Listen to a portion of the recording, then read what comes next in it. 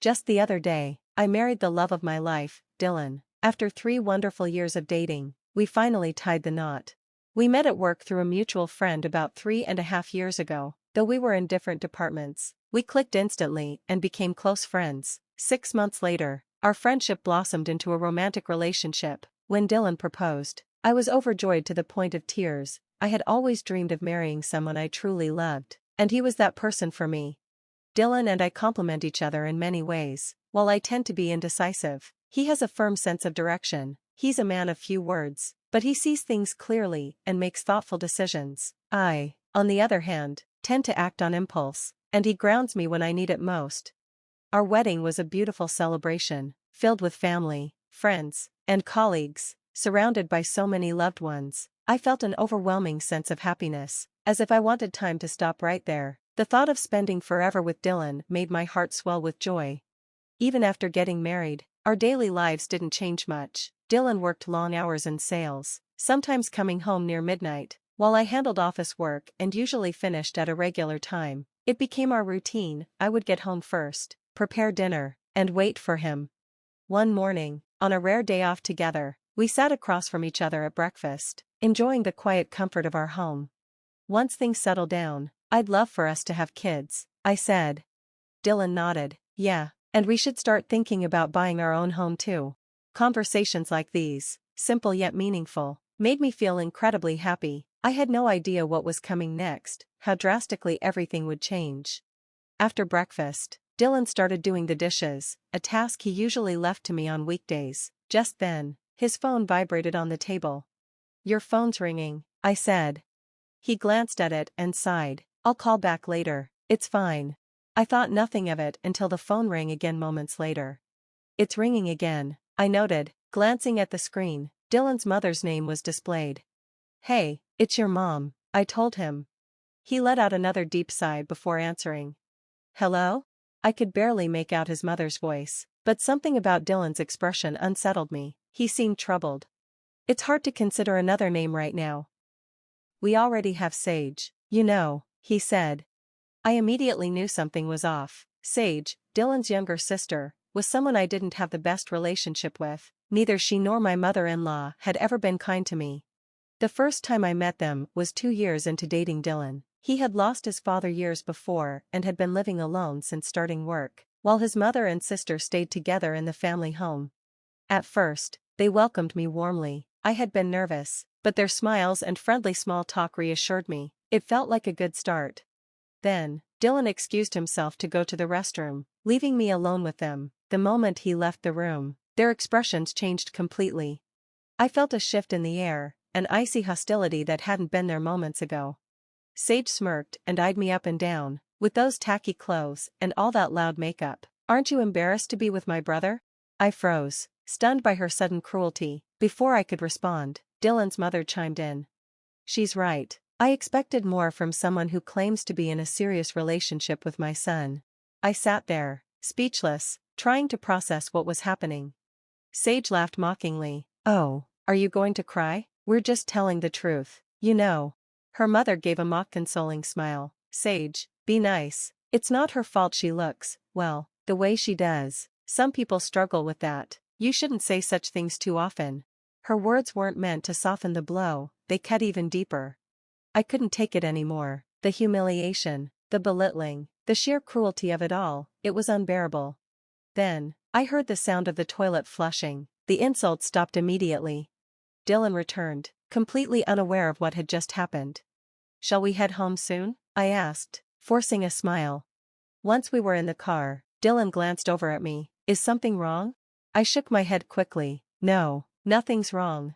It wasn't that I didn't want to tell him, I just couldn't. The pain of not being accepted by the family of the man I loved was too overwhelming. If I started talking, I knew I wouldn't be able to hold back my emotions. But Dylan saw right through me. He pulled the car over and turned to me, his gaze serious. "Hema, please tell me what's going on. I'm serious about our future, and I need to know." His sincerity broke something inside me, and that's when the tears began to fall. I had been holding back, but the tears finally spilled over. "Actually," I began, my voice trembling as I recounted everything that had happened at his parents' house while he was away. Dylan listened in silence, his expression unreadable. When I finished, he exhaled heavily and shook his head. "I'm so sorry, Hema, this is my fault," he said, his voice filled with regret. "If we get married, let's cut ties with my family." True to his word, after our wedding, Dylan never brought up his family again. We never visited them, and apart from the brief formality of our wedding ceremony, I hadn't seen his mother or sister since. I believed this arrangement would continue indefinitely. That is, until the day Dylan received a call from his mother.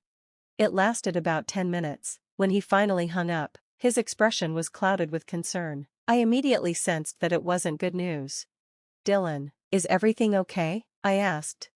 He hesitated for a moment before answering. "My mom wants to move in with us," he said.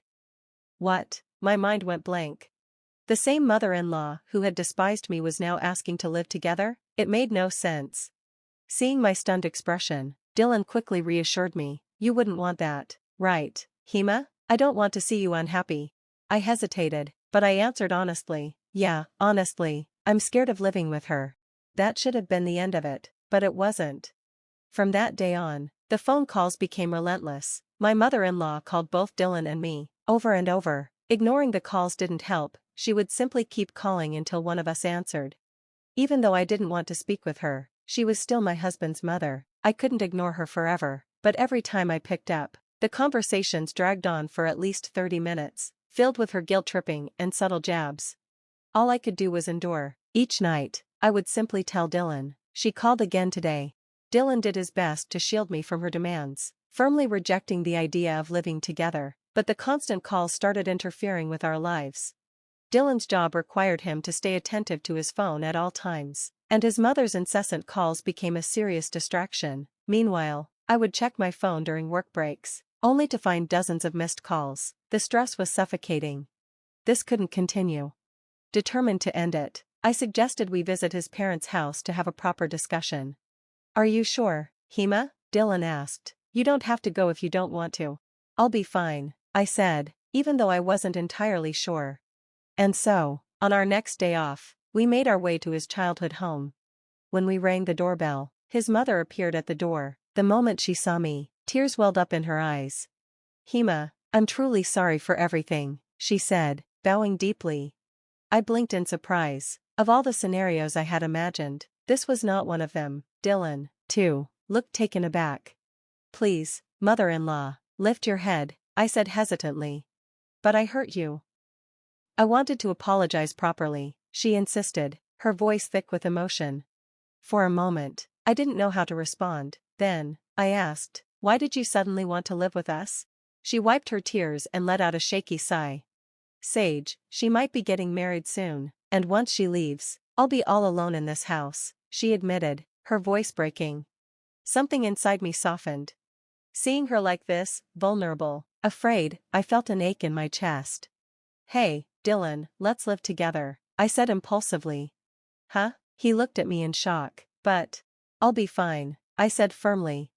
I wanted to believe she had changed. I wanted to believe this time would be different. So, I made the decision to live together. I regretted it almost immediately. On the day of our move, my mother-in-law and sister-in-law were all smiles, welcoming us warmly, but the very next morning, their true colors resurfaced. As I hung the laundry after seeing Dylan off to work, my mother-in-law approached me with a disapproving look. "This isn't how we do things in this house," she said before pulling everything down and dumping it onto the ground. "Start over." At dinner, when I served a meal I had carefully prepared, she took one bite and scowled. "This is inedible," she declared before dumping the entire plate into the trash. Sage joined in, treating me with the same disdain as before. Whenever I tried to speak to them, they completely ignored me, as if I didn't exist. I endured it. I had chosen this, Dylan had warned me, and I had still chosen to move in. I told myself I just had to be patient, but with work exhausting me every day, I barely had the energy to bring it up to Dylan. Then, on one particular holiday, Sage showed her true nature, this time, even in front of my husband. "I'm getting married soon," she announced, then turned to me with a smirk. "But please don't come to the wedding, sister-in-law." Dylan stiffened. "Hey, what are you saying? Hema is family." Sage simply laughed. "I told my fiancé you were our housekeeper," she said casually. It would be embarrassing if the help showed up at my wedding. Besides, you're ugly, sister-in-law. I don't want people thinking we're related. My entire body went cold. Dylan looked furious, his hands clenched into fists. Sage. But I wasn't listening anymore. I had endured everything up until now. I had let them trample over me, convinced that things would get better. But at that moment, something inside me snapped. These people were never going to change. At that moment, I knew. I had hoped, foolishly, that things might change, but standing there, watching my mother-in-law nod in agreement with Sage's cruelty, I became certain these people would never accept me. Well, yes, my mother-in-law said with a warm smile. It would be undesirable for someone like Hema to be considered a part of our family. Let's have her stay home and take care of things instead. Dylan's expression darkened. Cut it out. Apologize to Hema. His voice was sharp with anger. But they ignored him completely. I placed a hand on his arm, trying to calm him. It's okay, Dylan, I won't attend. He turned to me, his eyes filled with frustration. Hema, you don't have to. It's really fine, I assured him, forcing a small smile. The bride is the main focus of the wedding, right? If my presence would ruin the atmosphere, then it's better this way. Of course, that wasn't how I truly felt. But in reality, I had no desire to attend. If my sister-in-law got married and moved out, it would cut my suffering in half. Given that, missing the wedding didn't seem like a big deal. Sage planned to stay near the venue with her fiancé the night before the wedding, which meant that only Dylan, my mother-in-law, and I would be home. Before leaving, my mother-in-law made sure to remind me, "You must not come tomorrow," she emphasized. "Yes, don't worry, I won't," I replied obediently. She smiled in satisfaction and left with Dylan. The next morning, after seeing them off, I had plans of my own. Following someone's instructions, I went to a cafe near the venue and waited.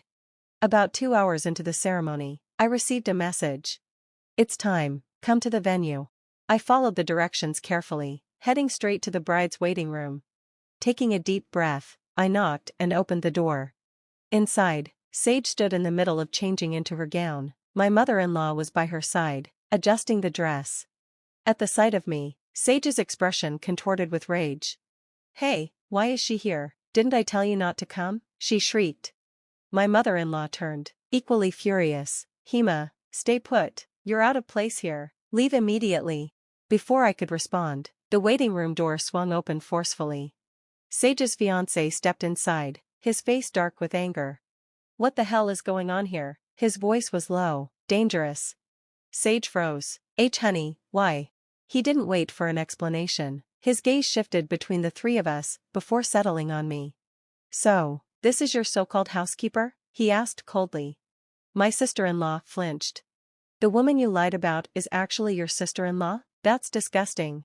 No, it's not like that." Sage desperately tried to backpedal. "There's a reason for this."